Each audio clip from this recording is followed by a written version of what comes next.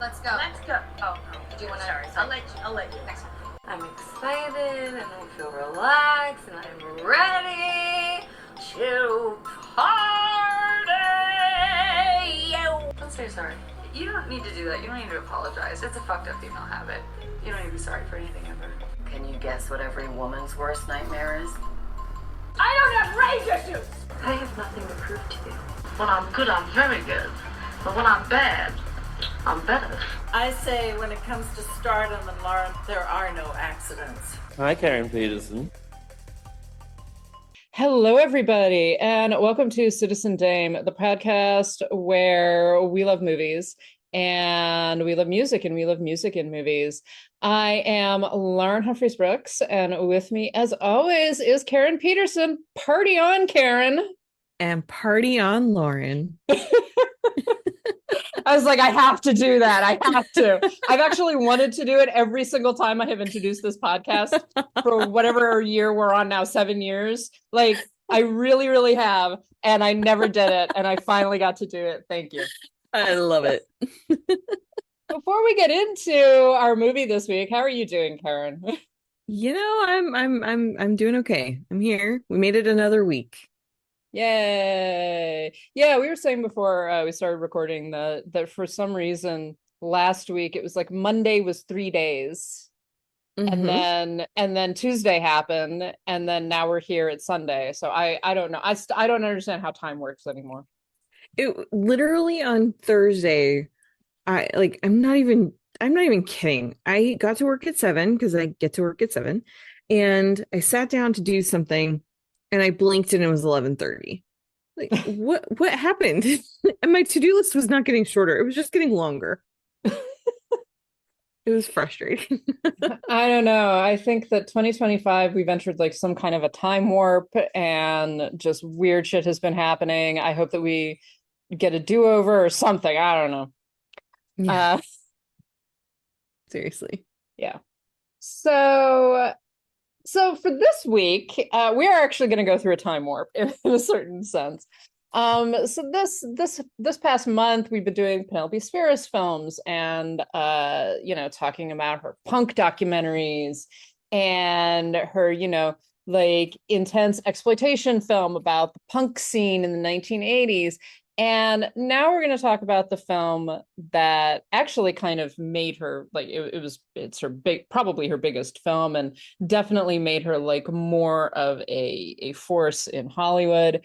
And it is also one of probably the most formative films of my childhood.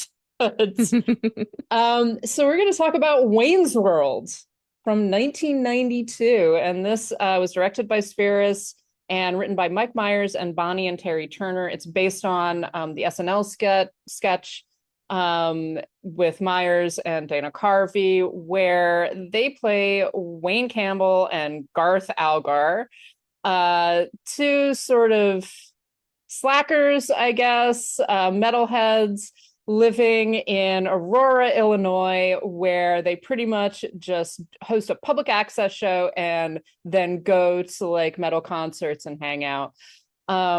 This was actually one of the most, I think it's still the most successful of the film, like SNL films, the films that were based on SNL sketches.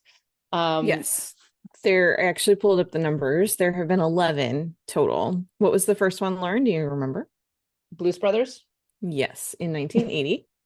And that one made 57 million, 115 worldwide. Let's do worldwide numbers. And these are not adjusted for inflation, but it did 115 million.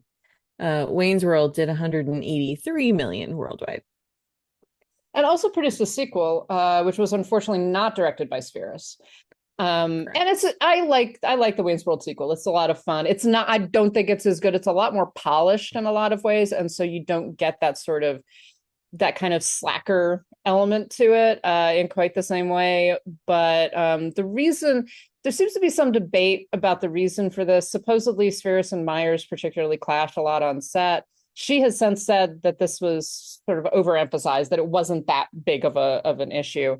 But supposedly he basically did not want her for the second film, which I think is a failing of the second film, to be honest. Oh yeah, for sure. You really lose some of that chemistry, or I'm not even exactly sure what it is in the second one, but yeah, but there were a lot of different stories about why she didn't do the second one. Some said that she got pushed out by Myers. Like one story I was reading said that he refused to do a sequel if she was going to be the director. But then there's other stories that say that she refused to work with him again and she turned down doing the second movie. So nobody really knows what happened. Well, and she's since said that like the clash between them was really overemphasized in the press and that it wasn't that much of an issue. Also, Myers does have a reputation for being a problem on set. Oh, yes. And about arguing with his directors and really like demanding a degree of creative control over his films that just is inappropriate in a certain sense, that like it's not allowing, you know, other people to actually have some kind of creative say in what he's up to.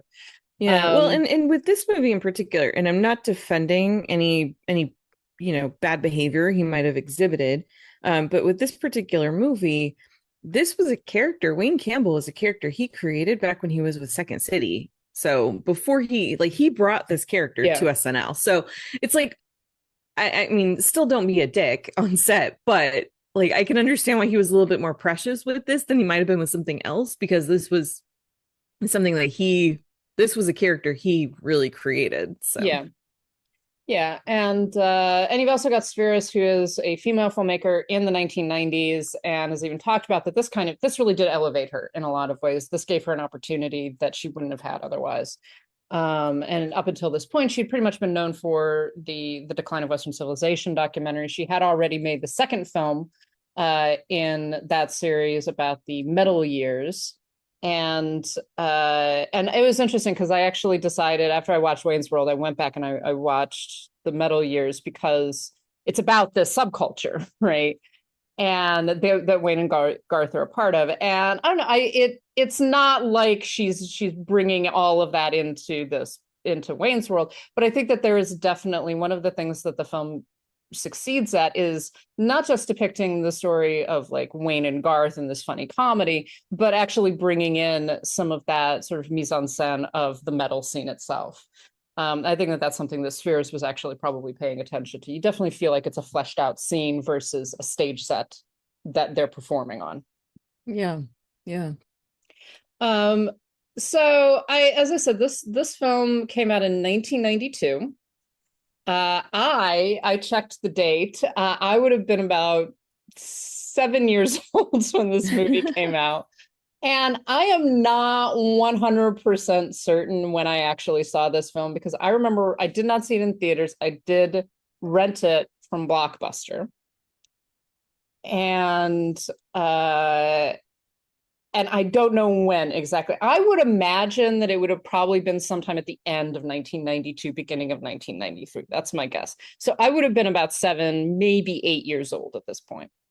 The reason why I think that this is important for me, at least, is that this was the first PG-13 rated movie I'd ever seen. And I was also a small child. And this is like one of my favorite movies. I mean, I owned the video, I owned the soundtrack. I owned, like, this was so incredibly important to me. Like, it was just the coolest fucking thing I'd ever seen, and I did not understand a word of it. Now, like, this, it was just one I'm glad you didn't. It's just, well, and this was the thing, and like I want to talk about this a little bit more. But first of all, Karen, when did you first see this film? Did you see it when it first came out? My best friend and I went and saw it on February 14th, 1992. Or whenever, like, what that's the listed release date. I assume that's the day we saw it. I'm sure we were there opening night. We watched, I mean, I was in high school.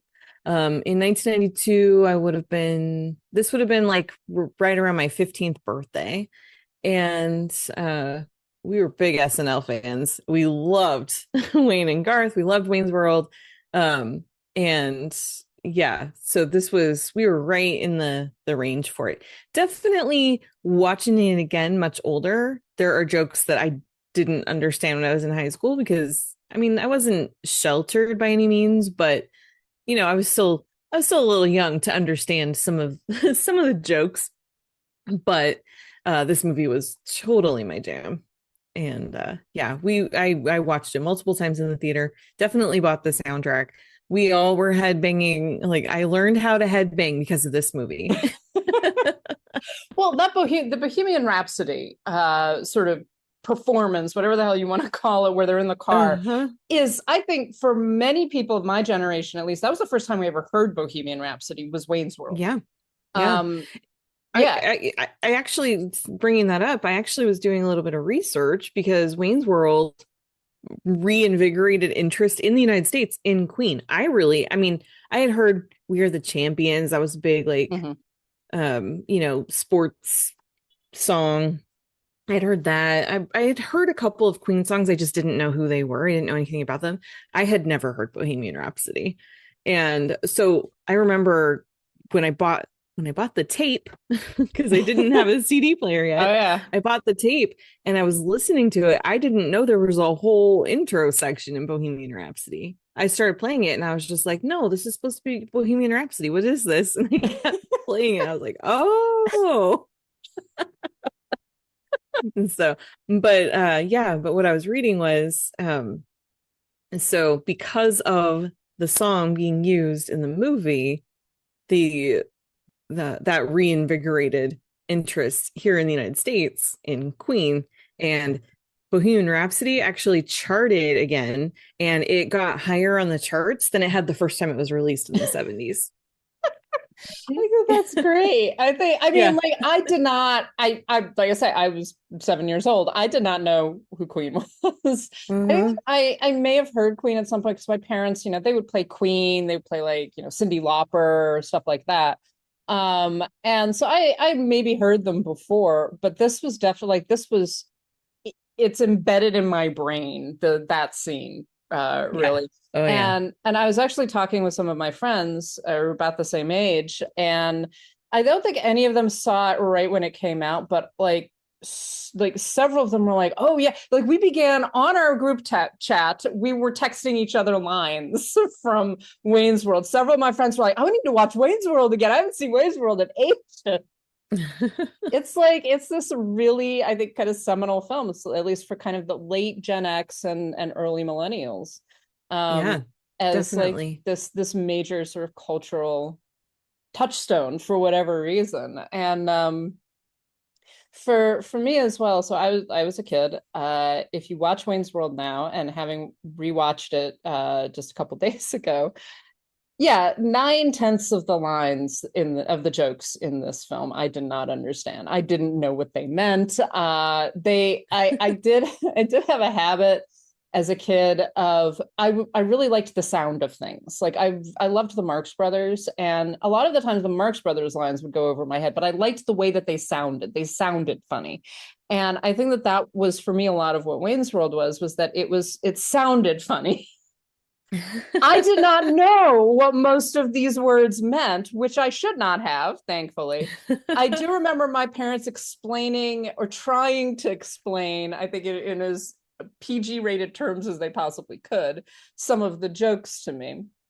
I also recall one of my strongest memories of this was being in the grocery store with my mother. And at this point, I want people to think about this, because I was a small, very pale, like white blonde girl, so I had very long white blonde hair. I loudly quoted Wayne's World in the grocery store. And it was... Do you remember which quote? Oh, yeah, I do. I do remember which quote, because I have a very vivid memory of this. So I said very loudly in the checkout line in the local grocery store, if she were a president, she'd be Abraham Lincoln. I was totally going to guess that one. Really? Yes. And did I know what that meant? No, I knew who Abraham Lincoln was. So I think that I had some vague idea that this was like a pun on Abraham Lincoln. Did not know what it meant. This was the point at which my mother very kindly, my mother was very good with me. She very quietly told me, there's some things we don't say in public. And so I learned you don't quote Wayne's World in public. Whatever. I honestly did not know. Like I don't know if she ever explained to me what babe meant. Like, oh, she's this total babe, or why maybe I should not be saying this in public. But there were a lot worse lines I could have said though, Mom, just to let you know. Like I having rewatched this film, just like, wow, you're lucky I didn't. There are all kinds of quotes that I could have used. I don't know why, but I was just about to say, I bet you quoted the Abraham Lincoln. I don't know why I thought that, because there's another one when I was watching it yesterday. There was another one that I was like, I could just imagine the scene of your mom being horrified of you quoting something else. And now I can't remember what it was. It was from that same scene, but yeah. There's a lot of good puns in that scene too. Like they're talking about, and it's funny because on the one hand, in some ways this is a sexist film, but on the other hand, in some ways it's not. It's just sort of. Oh, I remember. Sorry. Yeah. She tested very high on the stroke ability scale.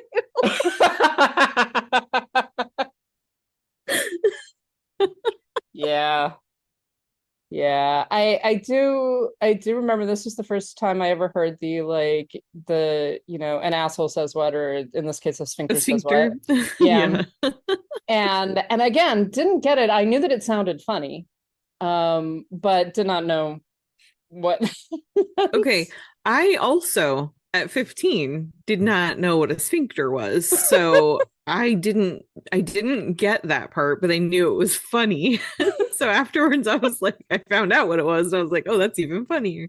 Well, that whole scene where he's doing the cue cards, it's just deeply funny. Like this man blows goats, I have proof. Like the one where he put this man has no penis. That one was really funny because this is Brian Doyle Murray, who is Bill Murray's brother. And there's a line in Ghostbusters where he's talking about the EPA guy. He's like, this man has no dick. I mean, it's all funny, but that was also just like, is that in reference to the Ghostbusters? Anyway. Well, and that's the thing with Wayne's World, I think, in that maybe one of the reasons why it appealed to kids and teenagers just as much as it would have to adults is because there's this combination of just sort of irreverent, childish humor, really stupid puns, one-liners like that. And then you get these much more adult and, and in some ways more intelligent jokes, images. Like I love the whole thing where Wayne's like, here's my plan, and then he like opens the door and there are these guys being trained, just like, I don't know what I'm going to do with them, but I've always just wanted to open a door where guys are being trained like a James Bond movie. It's like, what the fuck? There's like this surrealism that is funny, but is a little bit more sophisticated than some of just like the one-liners. And I think that that's something that the film does really well in balancing that out. Yeah. Well, and like the three endings, it goes into this ending and it's just this horrible and everything goes wrong. And then they're like, can't end the movie like that. And then they do the second ending. Yeah. And so it's the Scooby-Doo ending. Yeah, the Scooby-Doo ending. I love the Scooby-Doo ending. The guy who runs the haunted amusement park. Yeah, actually, when you started off, when we were getting into this topic today, and you said, we're going to take it back, or however you said it, I had the urge to go, What is with this era and like multiple endings? Because Clue does multiple endings too. There are a couple of films that do this. I feel like that this one was in homage or whatever to Clue. Mm-hmm. I feel like that's why they did that, because it was fun, Also, that sense of like, we don't really know how to end this, but we're just going to give you 3 different endings. One really horrible ending, a Scooby-Doo ending for some reason, and a mega happy ending where everything works out perfectly. Exactly. So they're like, this is just this really is one of the most 90s. Yes. One of the most 90s films I have seen in a long, and some of it is just the people who are in this. So one of the major ones, and you mentioned this the other night, Karen, is Rob Lowe, who had gone through a bit of a career problem.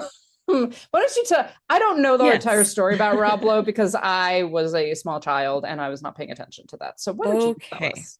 So Rob Lowe, he was part of the Brat Pack. He was on a trajectory of stardom, in the early to mid ladies 80s. Oh my gosh. Okay.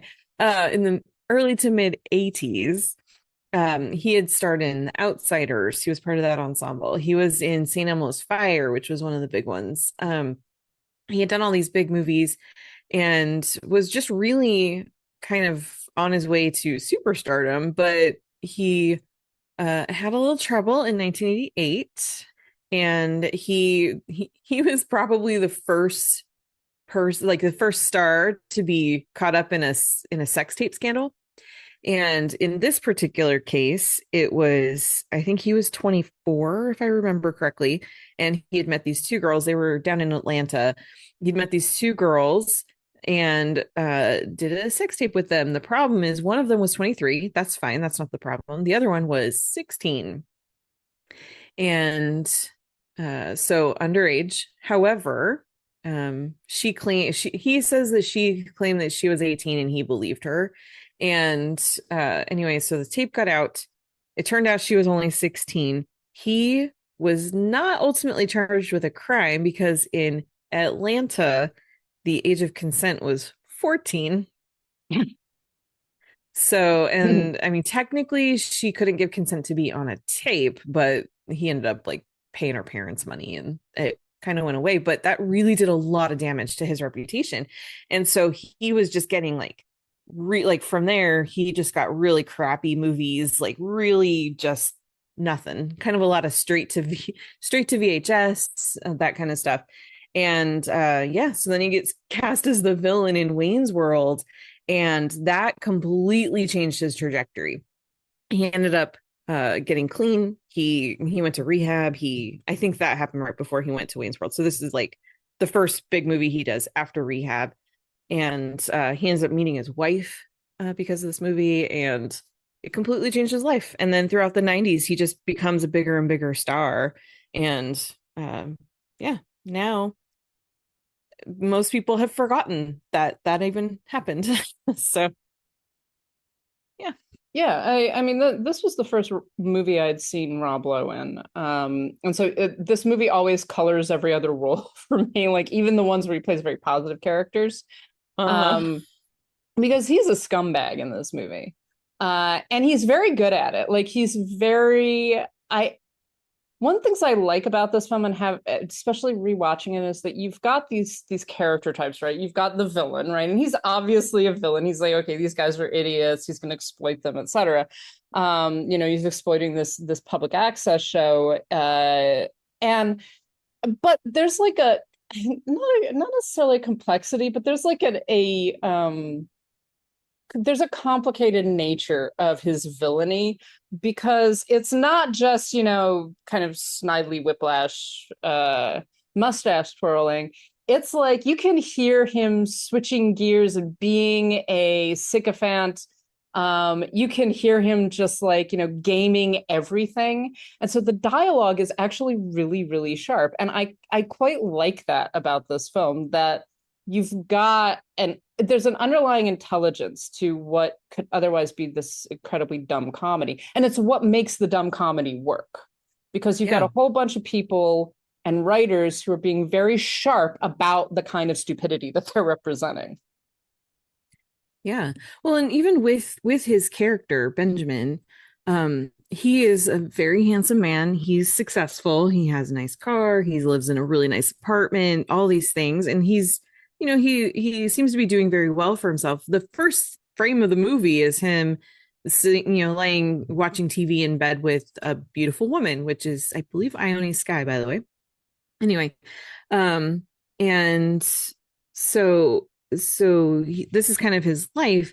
And then there's that scene where Wayne and Garth and Cassandra go over to his apartment, and Garth is looking around, and he pulls up these books that are like How to Bag a Babe or something like that. And it's like, And Garth even is like, he's so good or something like that. It's like, no, he's reading all this in a book, because even with all of this and with his handsomeness and everything, he still doesn't know how to get women. He needs a book for that. Well, it's like everything. That's the thing. Everything about him is so performative, and it's quite funny. Like, he is a funny villain. He's not just like this humorless figure, right? Everything he's performing for everybody. He's pretending to be something for literally everyone involved. Like the whole there's one line that just like, oh, this is such a scummy line. There's just like, I picked up some Cantonese when I was in the Orient, and I was like, I just want to punch you in the face. Yeah. I do like in that scene as well. Garth like picks up his daily planner and reads. My favorite line in the whole movie. Okay, so give us the line, Carrie, because I think you remember better than I do. Reminder, Thursday. Or no, daily reminder. Let me see if I can do this right. Daily reminder, Thursday. Purchase feeble cable access program or public. Purchase feeble public access cable show and exploit them. Gosh, I'd hate to be that guy. Something like that. I totally got that wrong. I feel sorry for whoever that is. Yes. I guess I don't remember it as well as you do. No, I opened up your Slack chat where you quoted it at me last night. I texted you right after I was watching it, and I was like, oh my gosh, it really is. It's my favorite part of the whole movie, because it's like Garth is in the middle of like figuring all this stuff out about Benjamin, but he's not figuring it out. It's like, oh buddy, you're right there. You're right there.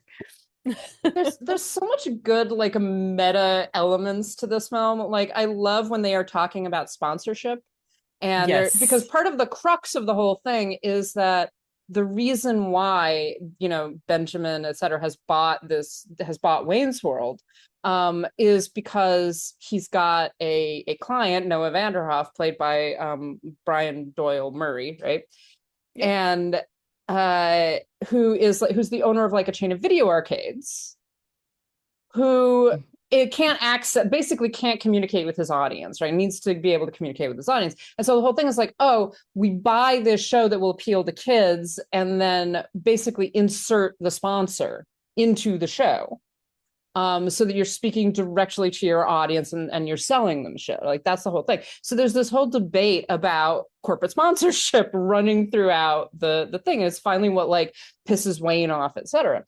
But you've got this, and when they begin talking about it in the scene, they keep on switching to like Mike Myers holding up a bag of Doritos. And it's like, people only do things because they can get paid. That's just really sad. Yeah, he's like covered in Reebok, right? Yeah. Pizza I have a Hut. headache. Try two of these. Pizza Hut, Pepsi, like all of these different products, and they're obvious, and they're aping, right, the advertisements for those products. So you've got it's your choice. Yes, well, it's the choice of a new generation. And so you've got, but it's just so funny because this is like it's a Hollywood film and everything. This is based on a popular sketch on a popular show. And they're doing exactly what we know Hollywood films do, which is inserting products into the story. And which is, something that we're kind of accustomed to in the 90s as well. But they're being so obvious about it. And in a conversation about the corruption of corporate sponsorship. Yeah, it's such a brilliant way to both insert product placement and make fun of product placement. It's really smart. Yeah, exactly. It's like, this is stupid.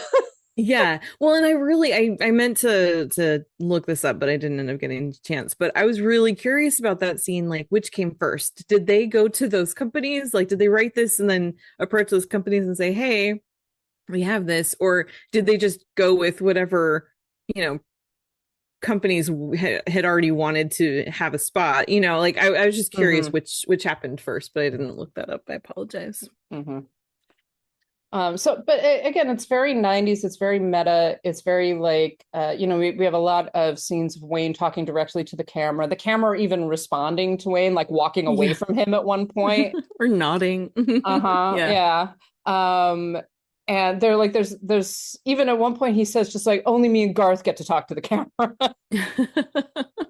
Yeah. Yeah.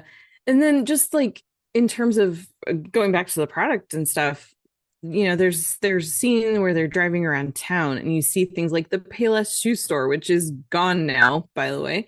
But yeah, like just seeing, it's sort of this snapshot of just all these places that were just part of life in the 90s. And it just, yeah. Even details like the no stairway sign in the in the guitar store, in the music store, because what I was reading was a lot of kids would do that. They'd go into these music stores, they'd show off their guitar skills by playing the opening to Stairway to Heaven, and the kids that worked the store would be so sick of it that was actually a thing that happened. They would put up signs, no Stairway to Heaven. Well, let's talk about the music, because the music is a Yes. major feature of Wayne's World. It's really important. You've got Wayne, who is a guitarist, you've got Garth, who's a drummer, and also Dana Carvey is actually a drummer, and he's fantastic. Like, you get this one scene. I will not say that I think that this probably embedded the idea of drumming in my brain. But like, he's got this one scene where he just like rocks out on this set, and it's very, very cool. It's cool also because Garth is so like receding, he's such a wallflower, and then he just like goes for it. Mm-hmm. But so music, you've got Bohemian Rhapsody, you've got this soundtrack that kind of combines music from the 70s and 80s with more contemporary bands, contemporary performances. You have Tia Carrere, who performs a number of songs throughout the film, including a cover of Ballroom Blitz, which I think, again, first time I ever heard Ballroom Blitz, and I like the original. I actually kind of give the edge to her cover of it. Mm-hmm. It's very like, there's something about, maybe it's just about like her voice, her being a woman. There's like, she just has it's a really great cover of that song. She also covers, I think, Jimi Hendrix. She covers Fire.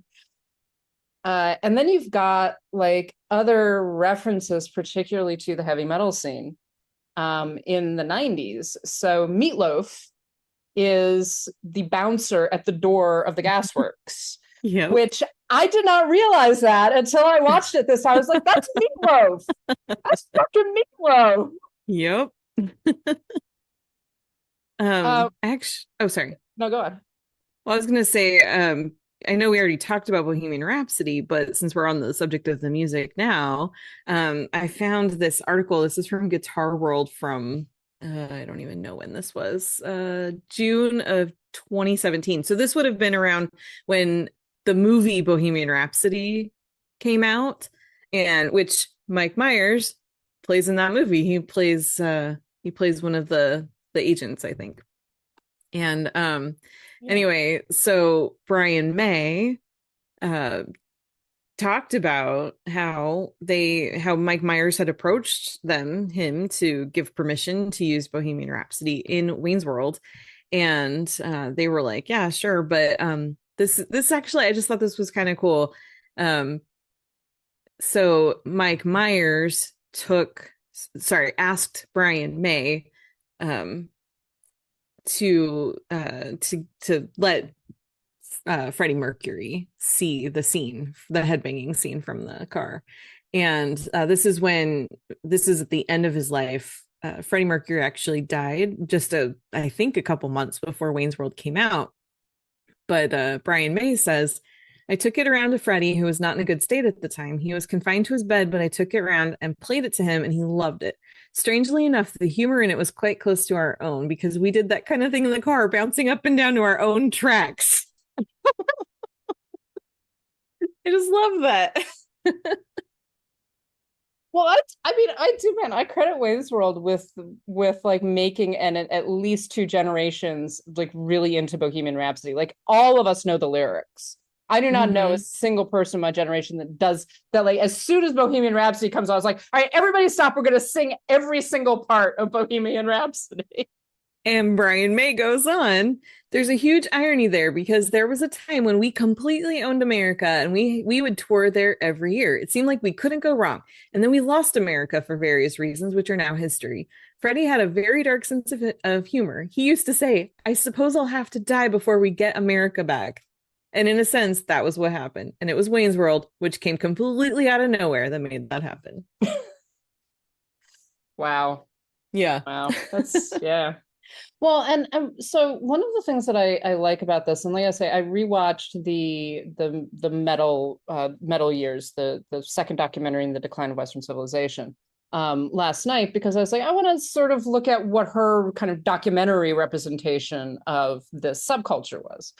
And I'd seen it before. I maintain it's not as good as the other two documentaries in the series, but it is a good film and it is interesting, especially looking at it within a cultural context, because that film was made in 88, 89, and you've got Wayne's World that's 92. So you're pretty close, right? This is the same, it's the same generation of kids.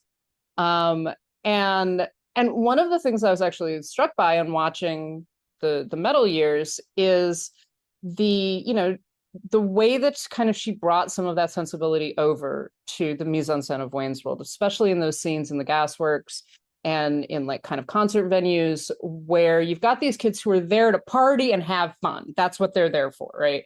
And they don't really care that they don't have jobs, they don't have like futures, they don't know what they're going to do with their lives, et cetera. They're kind of being pressured to conform in some way, to go out and get a regular 9 to 5, et cetera. But what they really want to do is they want to go to parties, drink beer, pick up chicks, and listen to music. And you get those elements, I think, running throughout those scenes. And I think it's one of the reasons why this film works in some ways better than the second one does, because there is sort of a depth understanding of the subculture that's being represented. It isn't just, I said earlier, it isn't just Wayne and Garth on a soundstage with like kind of a background of metal. There's this sense that they are very much involved in this world and that this is who they are. So in this silly Looney Tunes-esque film, you're actually getting something that's a little bit more real and has a little bit more cultural depth to it. Even down to jokes like, who are the bands that are performing tonight? The Jolly Green Giants and the Shitty Beatles, right? And it's funny, but also if you go and watch like the Metal Years documentary where she's talking to some of the big bands like Poison and Alice Cooper. But you've also got some of the bands that are just trying to make it. And they are that kind of gimmickry, that kind of like, you would not be surprised to see a group dressed up as Jolly Green Giants. And there's something very real about that. Yeah. Yeah. Well, and you get the sense too, because there's that line in the beginning scene. Oh yeah, everybody watches this show, and it's this little public access show. But in the first time they go into the club, into the gasworks, they're recognizing them. They're like, hey, it's Wayne's World. And I mean, obviously he's got it on his hat, but yeah, you get that sense of this is part of their world and people really do know them, and you get to see that. And it's fun.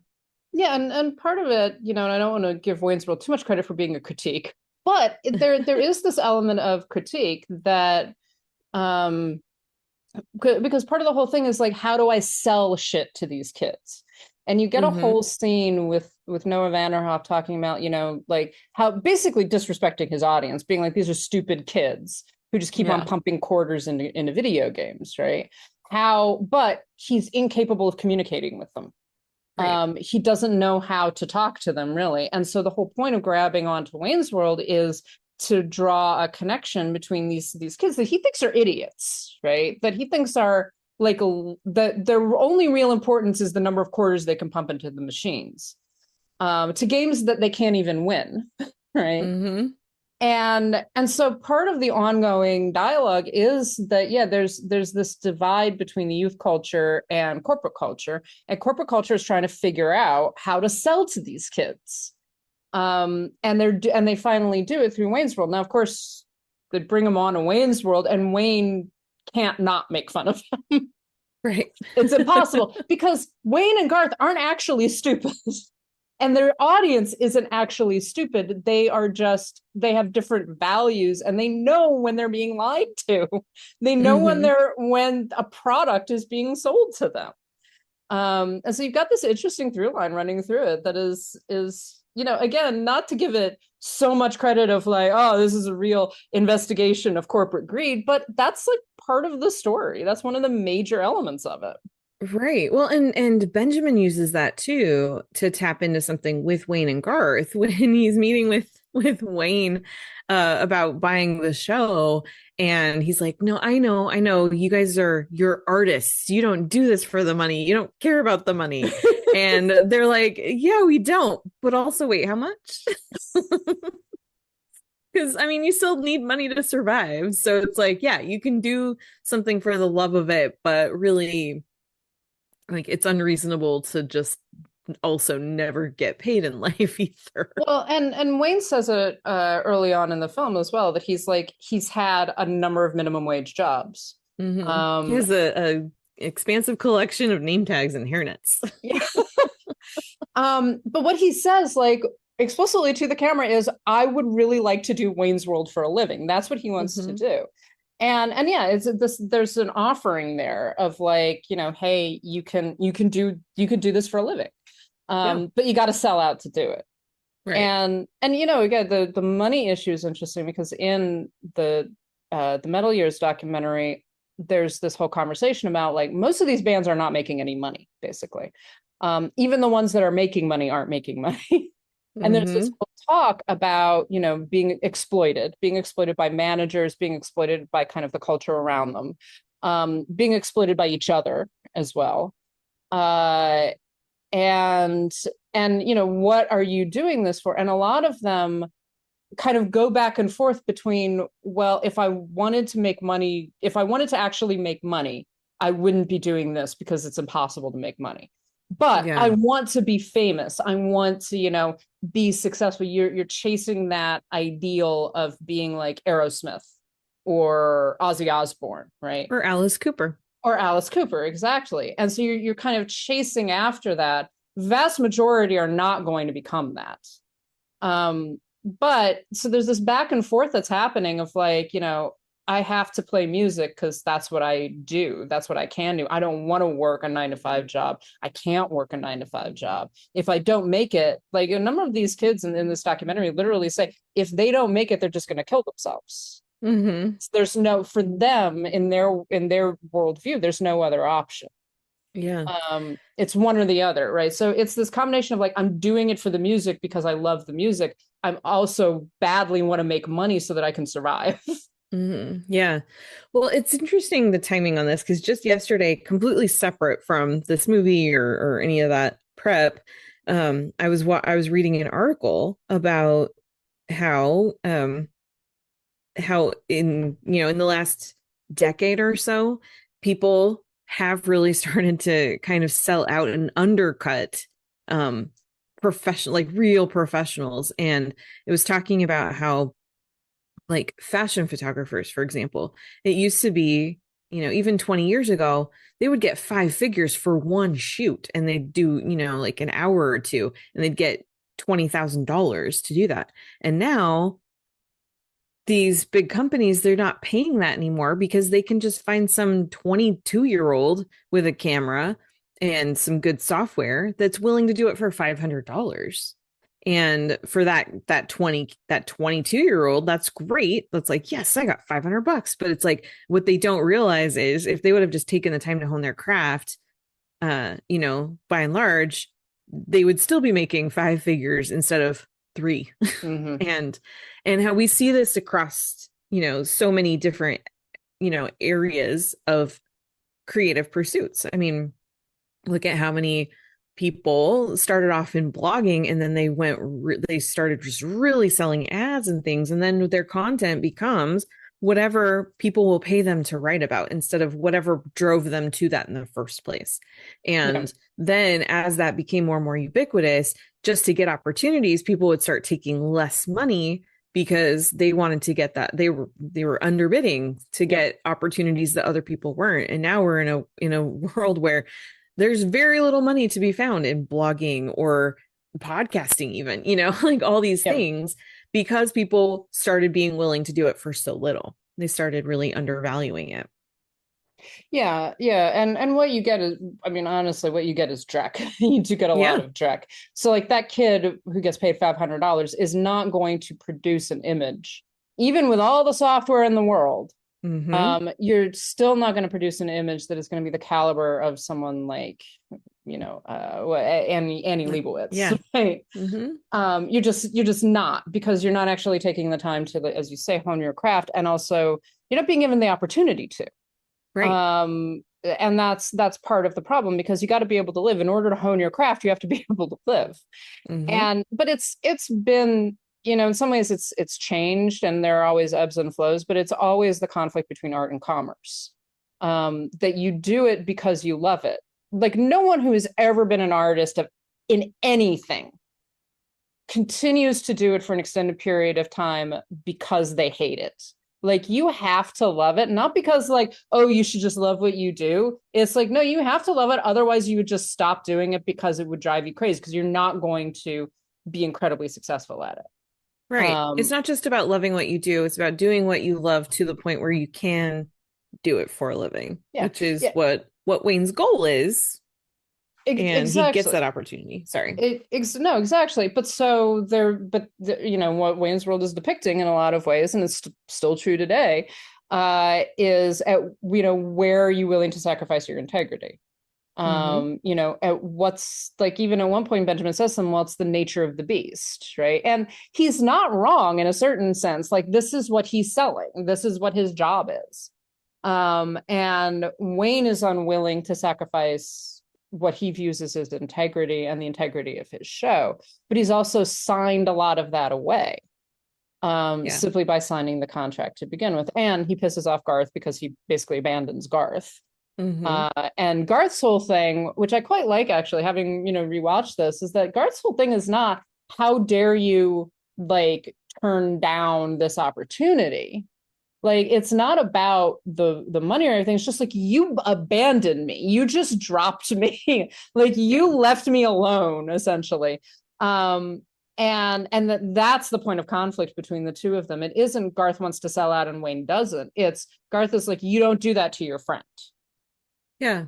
Well, and what's so beautiful about that, if there's something beautiful in this movie, it's that there is. Yeah.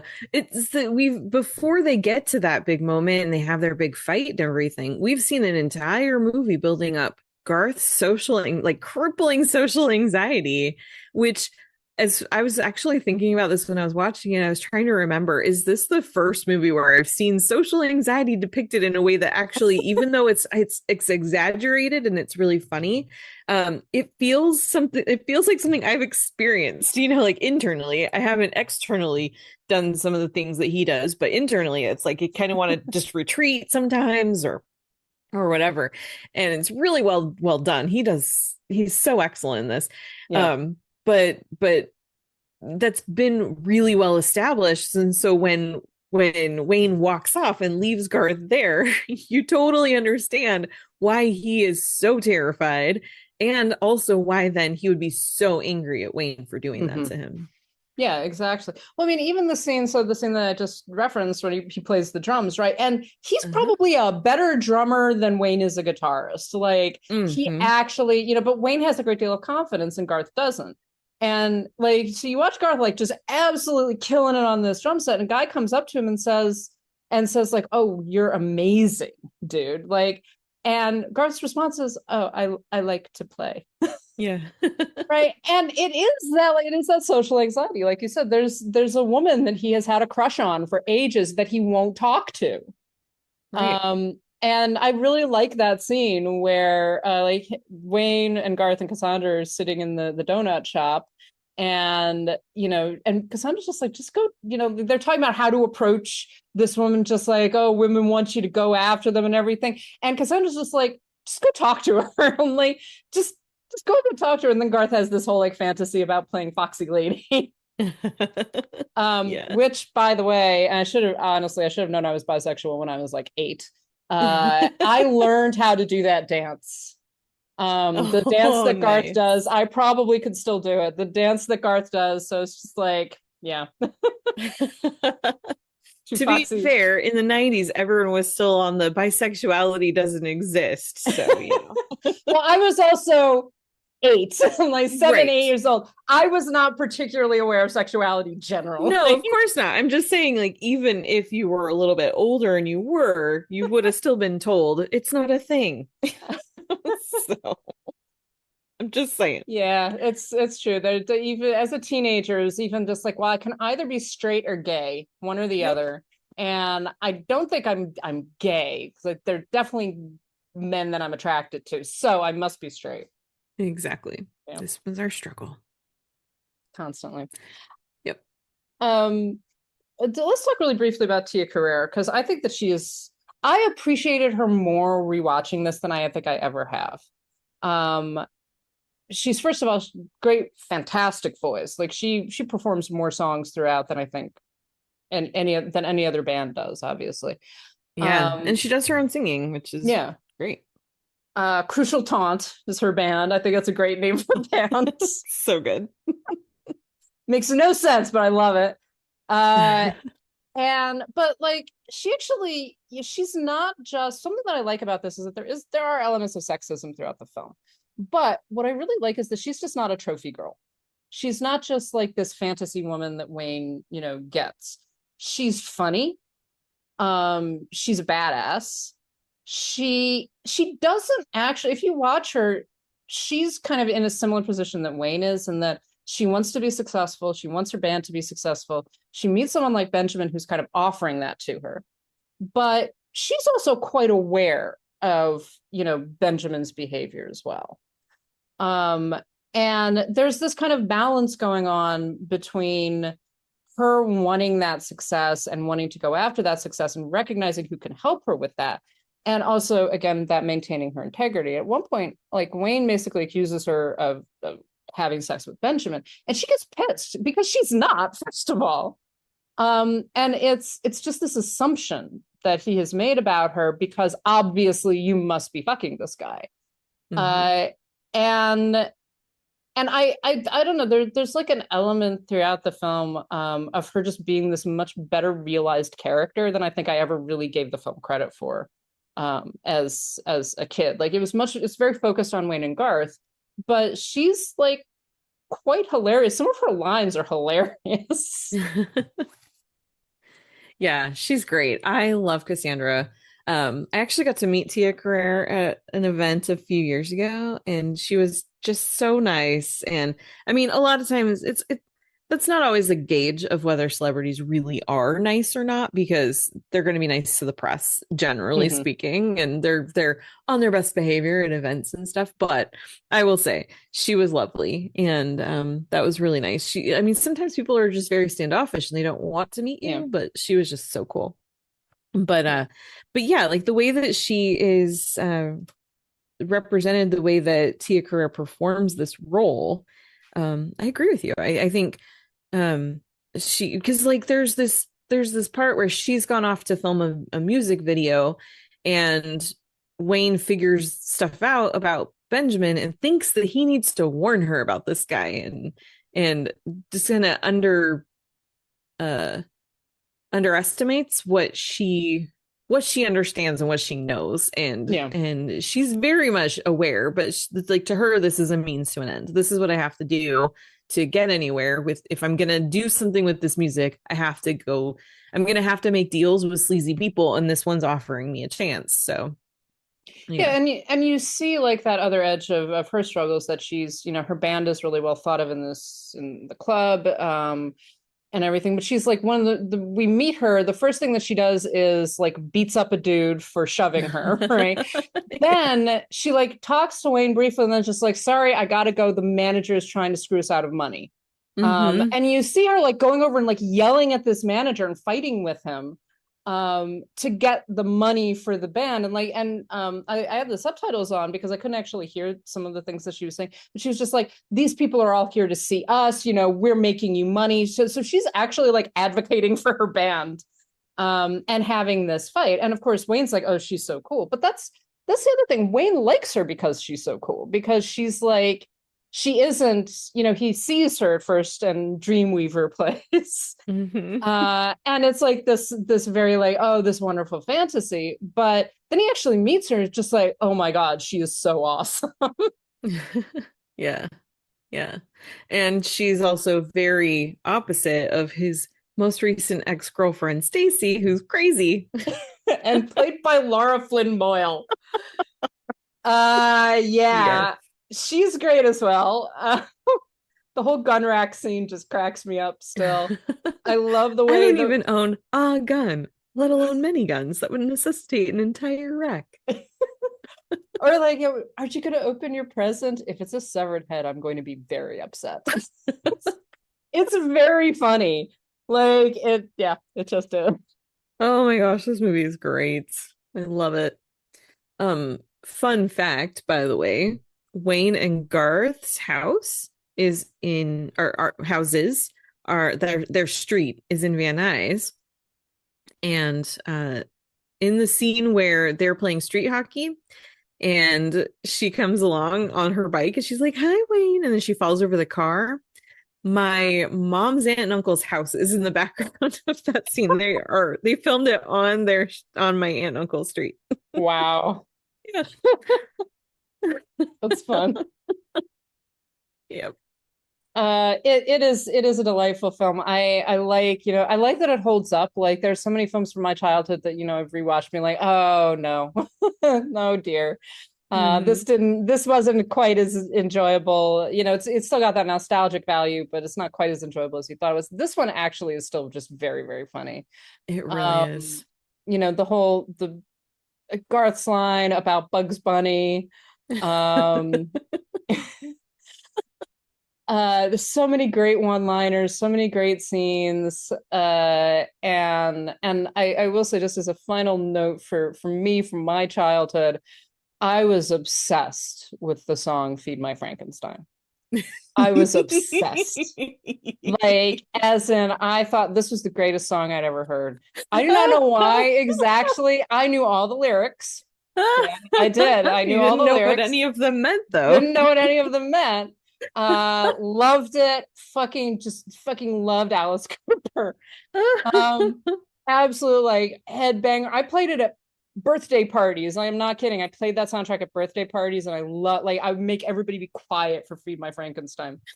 I think it was like a year or so ago that I actually was like, I would actually listen to Feed My Frankenstein again, because I was like, I'm pretty positive that song was not about Frankenstein. And so I did. And no, that song is not about the Frankenstein monster in any way. No, it is not. It's still a great song. I think the opening line, I'm not evil, I'm just good looking, is like one of the best rock lines ever. Fucking love it. That song, Mom, Dad, how dare you let your small child listen to that song over and over and over again. My God. I think that's good parenting. I think their assumption was she has no idea what it means. Yep. And the fact that I think that's good parenting is probably why it's a good reason I don't have kids. Well, the other thing is that I don't think I ever asked. Like, I don't think I ever said, what does this mean? Like, no, I was like, that's a song about Frankenstein, must be. Like, there's even like the monster sounds in the background. That's just it. I mean, it makes sense because before you were talking about how you just liked the sound of things, and that it would make sense that you just enjoyed how that song sounded without really thinking too much about it. Yeah, absolutely. So I do encourage everybody, go to listen to Alice Cooper's Feed My Frankenstein and actually listen to the lyrics. Mm-hmm. Yep. And imagine a 7-year-old belting it just headbanging to that fucking song, man. Like I loved it. I still love it. I actually enjoy it more now, probably because I actually know what it means. But yeah. Any final thoughts on Wayne's World, Karen? Just that it's so good. It's on Paramount Plus right now. And so it's so good. Just I had not watched this in probably at least 20 years, and I don't know why. And now I'm like, I need to buy this and watch it all the time.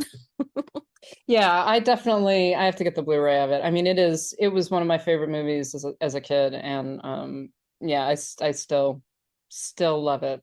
Still love it. And it's Yeah. amazing that a movie that there's this heavy on like the 90s can also just hold up so well and still be so funny. Mhm.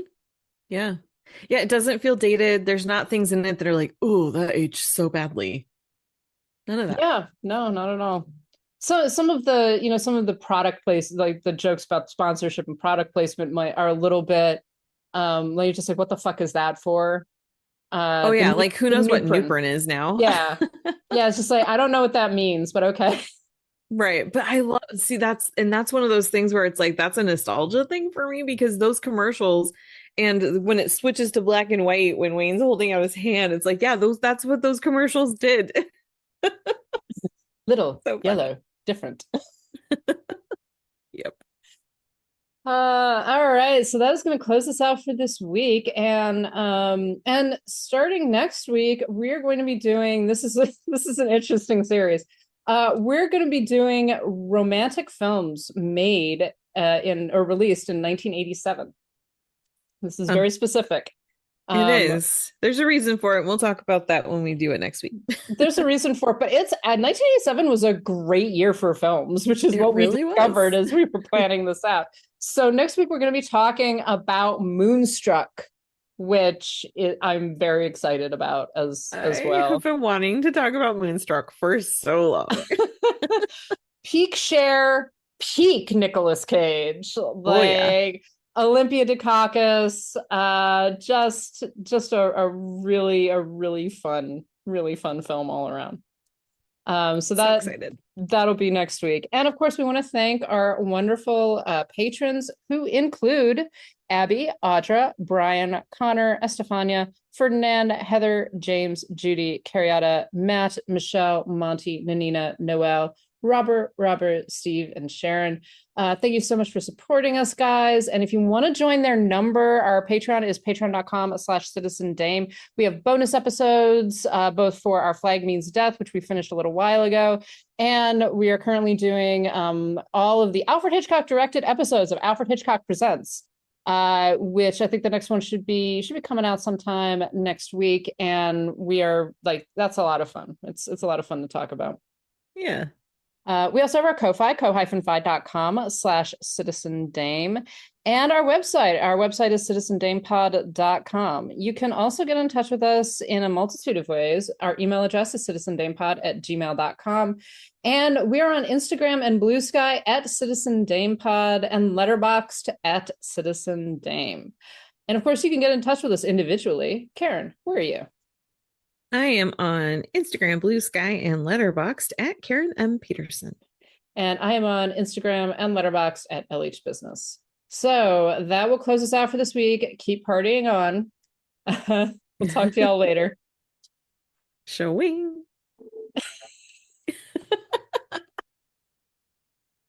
Sometimes I wish I could boldly go where no man's gone before. But I'll probably stay in Aurora. What are you thinking about? Cassandra. She's a fox. In France, she would be called La Renarde, and she would be hunted with only her cunning to protect her. She's a babe. She's a robo-babe. In Latin, she would be called Babia Majora. If she were a president, she'd be Abraham Lincoln. Did you ever find Bugs Bunny attractive when he'd put on a dress and play a girl bunny? No.